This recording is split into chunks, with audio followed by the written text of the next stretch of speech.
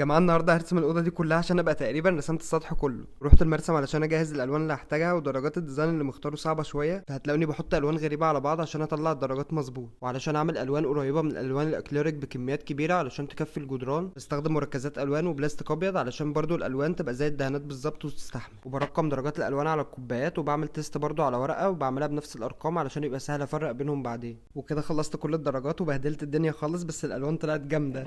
جمعت كل الالوان في علبه وجهزت الحاجات اللي محتاجها، وطلعت السطح وهدن الاوضه كلها تاني علشان الالوان تبان على طول. نزلت بالليل عشان اخطط الديزاين بالرصاص، وطولت لدرجه ان الشمس طلعت عليا. خططت الديزاين بالرصاص وجهزت كل حاجه محتاجها، وهبدا الاول بالالوان الاساسيه والجزء اللي فوق علشان ما اوقعش حاجه على الرسم. وكنت بعمل الحدود الخارجيه الاول، وبعدها ادهن كل اللي جوه، وقلت اكمل الخط ده في الشباك وادخله معايا في الرسمه عشان كان متبهدل. وبعد كده عملت لون الخلفيه بتاعت كل الجدران، وكان هيبقى اسهل لو كنت دهنت الخلفيه كلها الاول وبعد كده خططت بالرصاص. ونزلت فيديو ازاي عملت الاوضه دي كامله بالتفصيل على القناه. انا كنت هعمل كورس وبعدها قلت اجمع الكورس كله في فيديو واحد، فهيعجبكم بجد.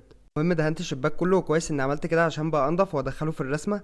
ورجعت بالليل كملت شويه، واليوم اللي بعده الالوان وقعت اول ما طلعت على طول، فنضفتها وعملت نفس الدرجه تاني وقعدت اكمل كل التفاصيل.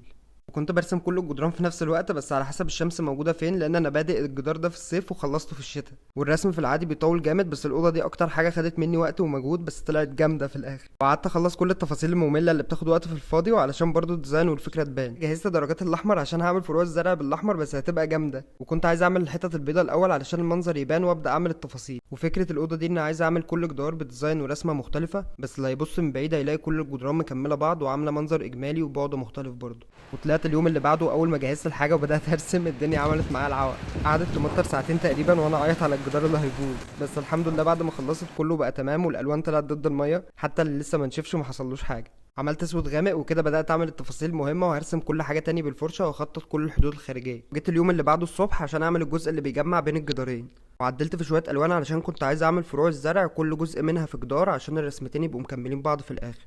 وبرضه رسمت تفاصيل الارض، وكنت عامل حسابي وراسم الظل الاول قبل ما اخطط بالاسود. واستنيت الجزء بتاع الزرع لما ينشف ورسمت عليه التفاصيل والظل والنور، وعشان لما ينشف تاني اخططه بالاسود زي باقي الديزاين. وبرضه عملت الفستان بتاع البنت بكل درجات الاحمر اللي عملتها، ورسمت العجله والحاجات الاساسيه قبل ما المغرب يدن علشان ما بحبش التصوير بالليل. وجيت اليوم اللي بعده وانا بقيت خلاص كل ما امسك الفرشه الدنيا بتشتي. واليوم ده ما خدتش وقت كبير، اول ما بدات ارسم على طول بدات تمطر. فضلت تمطر ساعتين بقى عصير، والالوان وقعت وبوظان خالص. استنيت لحد ما خلصت الشتا ولا كأن حصل حاجه، وكملت التفاصيل الصغيره عشان اخطط الجدار كله. وبعدها رسمت كل حاجه تاني بالاسود، واخر حاجه قعدت اعمل شويه تفاصيل ملهاش لازمه، وهستنى الاوضه كلها لما تنشف خالص علشان اديلها كلها طبقه ورنيش مائي. وبجد عايز اعرف رايكم جدا، ونعمل ايه في السطح الفتره اللي جايه. وما تنسوش تتفرجوا على الفيديو كامل ازاي عملت الاوضه دي من الاول. كده النتيجه النهائيه، عايز اعرف رايكم بجد. وفولو بقى علشان نوصل مليون، ولايك